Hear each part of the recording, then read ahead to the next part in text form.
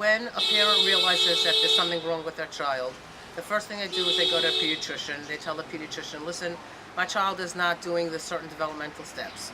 Pediatrician gives a referral to either a pediatric neurologist or a pediatric psychologist. Pediatric neurologist does different evaluations, different tests, and they come out with a diagnosis. Usually takes a couple of weeks till they figure out exactly what diagnosis is. Once the child has a diagnosis, the parents, by law, have to go to the Board of Education in order to get evaluated from the Board of Ed. The Board of Ed usually coincides and agrees with the pediatric neurologist, and then they decide what type of program the child has to go into. If the child is before 3 years old, it's early intervention. From 3 to 5, it's CSE, and from 5 till 21, it's called CPSE. Then they have to decide what school the child goes to. Now, usually, the first thing they do, the Board of Ed, is they give you a Board of Ed school, which is a public school. Of course, and it's not Jewish people, it has nothing to do with it. The Board of Ed is a good place, but it's not a free and appropriate education. Most Board of Ed teachers are not trained. They don't have their master's degree. There's a reason why we go to college. They might be certified, but they don't have their master's. They don't know how to deal with behavioral issues. A lot of the teachers, unfortunately, don't have the proper language. They speak curse words, and we don't want our children to hear it. It's enough that the children are special ed. So we have to fight the Board of Ed.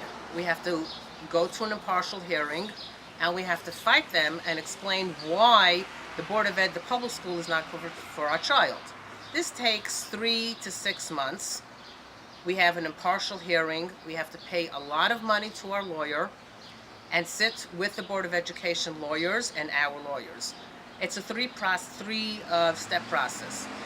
First, we give in all the reports. We have to file a hearing. Then we finally have the hearing. It could take 6 months into the school year.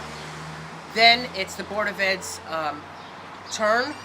They have to go and they have to say all their observations or their things, why they feel the child should go to a public school. After that can take another 3 months. Then it's the parent's turn. The lawyer has to speak, and she says or he says why he feels the child should be in a private school.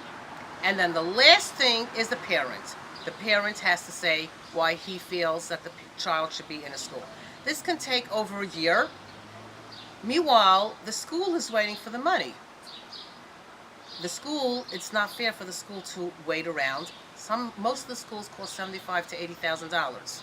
Schools have to pay bills, teachers, therapists. They're not willing to wait until the Board of Ed decides, okay, she won the impartial, now let's see how much money the school gets.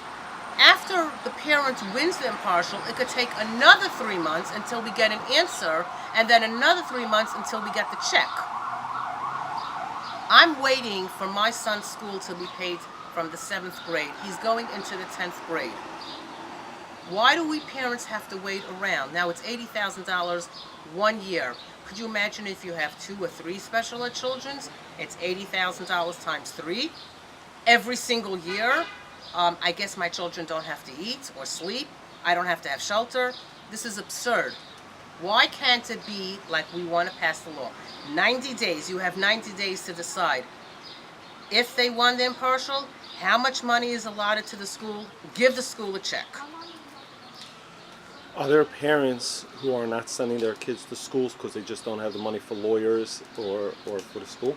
Most of the parents that don't have money for lawyers and for schools, unfortunately, send their children to public schools. Again, I am not against public schools. My daughter went to a public school for 3 years.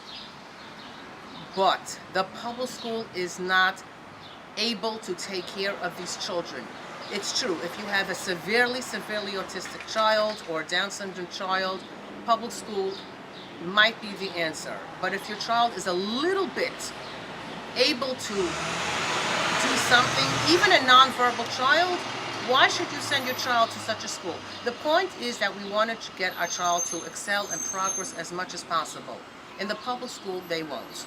It's a babysitting service. I know, I have done internship for college. I know what goes on there. Most of the time they get heavily medicated so they don't disturb, they don't have behavioral problems, and they don't do anything with them. Unfortunately, these parents don't have money, so they send them to public school. And they suffer. Then we want to know, when a child turns 21, why it costs the city and the state and the government so much money to take care of these children.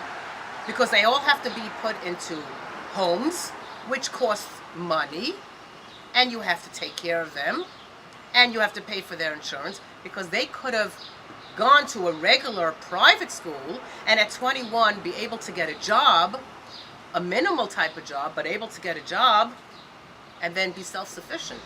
The issue is, it has nothing to do with Jewishness. It has to do with children that go to private schools. There are Catholic kids that go to private schools, Muslim, Asian, any type of race or religion, kids go to private schools. Why is it that these children that have autism, Down syndrome, ADHD, any diagnosis, they're suffering enough, they're not going to get better, this is a disability for life, have to suffer an added thing? Why is it that children can't get a free, appropriate education like every other kid? These kids have to suffer again? The bill has to be passed in three things: the Senate, the Assembly, the governor. It was only passed majority in the Senate, so I don't know who's taking credit for what. They haven't passed it. What we're trying to do is, because the Assembly is now in summer session, we can't get to them, we want to pass it in the city. That means we want to try to get to de Blasio. De Blasio makes it pass in City Hall, they will be fined. It will be legislative. Any agency or Board of Ed that doesn't abide by this so-called law, they will get fined. It's a federal law. We just want it here in city. After it gets to city, we'll do it in state. It isn't fair that children that don't live in New York City shouldn't get help. But Yeah. I don't know why other agencies and other organizations are claiming that they did anything. They didn't do anything.